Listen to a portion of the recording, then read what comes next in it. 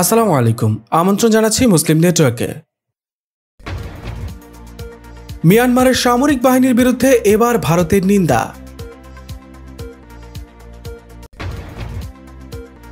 তেহরানকে সরাসরি আলোচনায় বসার প্রস্তাব যুক্তরাষ্ট্রের, কিন্তু নাকচ করে দিয়ে ইরান বলেছে এর প্রয়োজন নেই। আবারও উত্তেজনা, জলসীমায় ফের মুখোমুখি তুরস্ক ও গ্রিস। এবং মমতার কাছে হারের ইঙ্গিত মোদির বিজেপির, নন্দীগ্রামে পুনর্নির্বাচন চায় বিজেপি। দর্শক, খবরগুলো বিস্তারিত জানতে পুরো ভিডিওর সাথেই থাকুন। আর নিয়মিত আন্তর্জাতিক খবর সবার আগে পেতে মুসলিম নেটওয়ার্ক সাবস্ক্রাইব করে পাশে থাকা বেল বাটনে ক্লিক করে রাখুন। মিয়ানমারে চলমান বিক্ষোভে সহিংসতার কারণে সামরিক বাহিনীর প্রতি নিন্দা জানিয়েছে ভারত।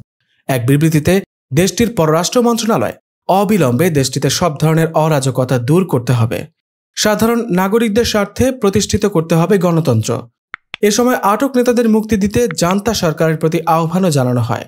এদিকে মিয়ানমারের চলমান সংঘাত নিয়ে উদ্বেগ জানিয়েছে চীন। সব দল মিলিয়ে চলমান সমস্যা নিরসনের আহ্বান জানিয়েছে দেশটি।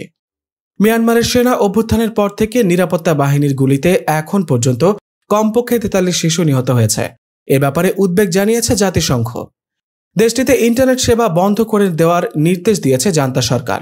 এসবের প্রতিবাদে গেরিলা যুদ্ধের ডাক দিয়েছে দেশটির সাধারণ মানুষ।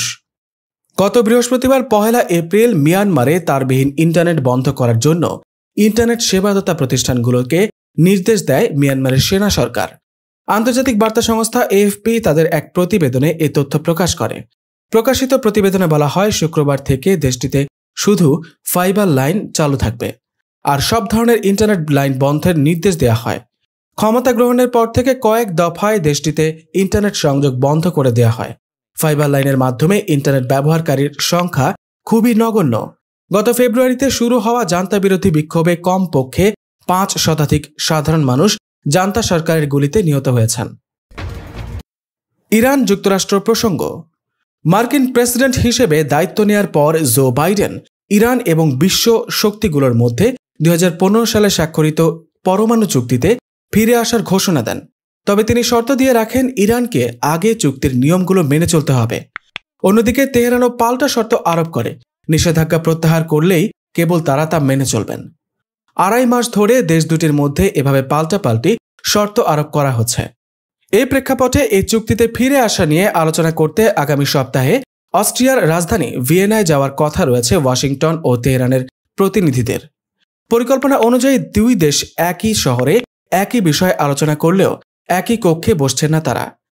তেহরানকে সেখানে সরাসরি আলোচনায় বসার প্রস্তাব দিয়েছে যুক্তরাষ্ট্র, কিন্তু যুক্তরাষ্ট্রের সঙ্গে মুখোমুখি আলোচনায় বসার প্রস্তাব নাকচ করে দিয়ে ইরান বলেছে এর প্রয়োজন নেই।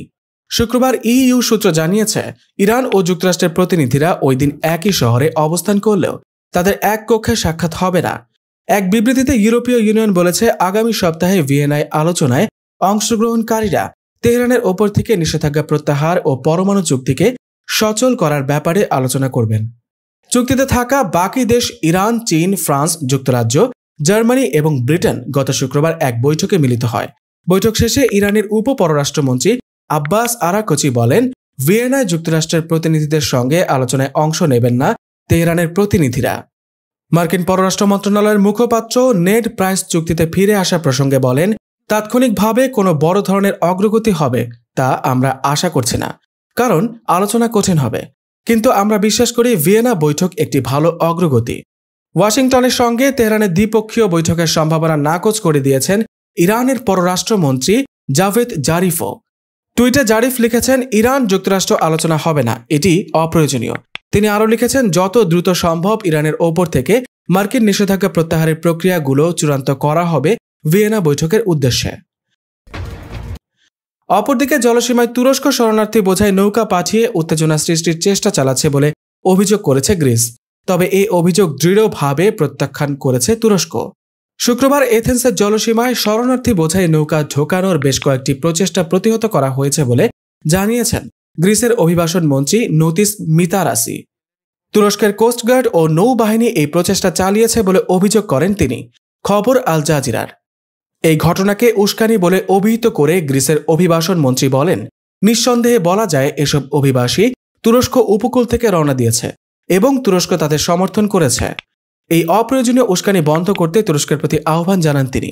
এদিকে গ্রিসের এই অভিযোগ দৃঢ়ভাবে প্রত্যাখ্যান করেছে তুরস্ক।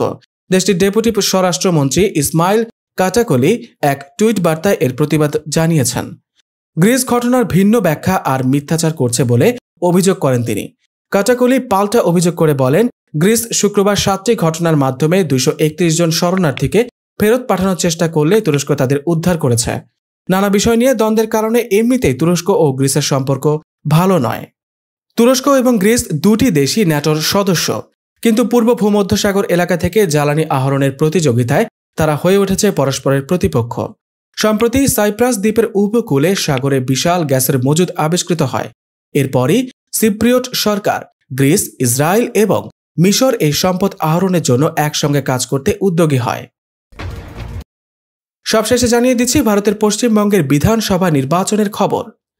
ভারতের পশ্চিমবঙ্গের বিধানসভা নির্বাচনে ভোট কম পড়ার অজুহাতে পুনর্নির্বাচন দাবি করেছে দেশটির হিন্দুত্ববাদী দল বিজেপি।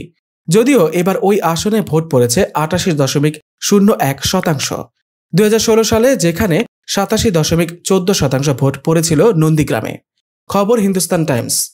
বিজেপির দাবি, নির্বাচন চলাকালীন নন্দীগ্রামের বয়ালের 7 নম্বর বুথের সামনে মুখ্যমন্ত্রী মমতা বন্দ্যোপাধ্যায় 144 ধারাকে উপেক্ষা করে ধর্নায় বসায় 2% ভোট কম পড়েছে। এজন্য ওই আসনে পুনর্নির্বাচন চায় দলটি। এর আগে তুমুল আলোচিত নন্দীগ্রাম আসনে নির্বাচন শেষে জয়ের ব্যাপারে অমিত শাহর ভবিষ্যৎবাণীতে আস্থা রাখার কথা জানিয়েছিলেন বিজেপি প্রার্থী শুভেন্দু অধিকারী। তিনি বলেন, ভোটের অঙ্ক মেলানোর বিষয়ে অমিত শাহের জুরি নেই, তাই তিনি যেটা বলেছেন সেটাই হতে চলেছে। তিনি আগেও হিসাব মিলিয়ে দিয়েছেন, এবারও মিলে যাবে। নন্দীগ্রামের বহু বুথে তৃণমূল এজেন্ট দিতে পারেনি বলে যে অভিযোগ উঠেছে সেই সম্পর্কে শুভেন্দু বলেন, তৃণমূল কেন এজেন্ট দিতে পারেনি সেটা ওরা বলবে। বুধবার কেশপুরে এক তৃণমূল কর্মীর মৃত্যু হয়েছে। তা নিয়ে শুভেন্দু বলেন যে কোনো মৃত্যু দুঃখজনক, তবে সেটা রাজনৈতিক সংঘর্ষে হয়েছে না অসুস্থতার কারণে সেটা খোঁজ নিয়ে দেখতে হবে। আনন্দবাজার পত্রিকার অনলাইনে বলা হয়, বৃহস্পতিবার দুপুর 12টার মধ্যেই 60% ভোট পড়েছে নন্দীগ্রামে। 12:30 নাগাদ সংবাদ মাধ্যমের সামনে এমনটাই দাবি করেন বিজেপি প্রার্থী শুভেন্দু অধিকারী। জানালেন, তার বা বিজেপির কোনো অভিযোগ নেই। দল ও নিজের জয় নিয়েও প্রত্যয় প্রকাশ করলেন খুশি মুখে। এইসব দাবির পাশাপাশি নিজেই বুঝিয়ে দিলেন কোন অঙ্কে খুশি গেরুয়া শিবির।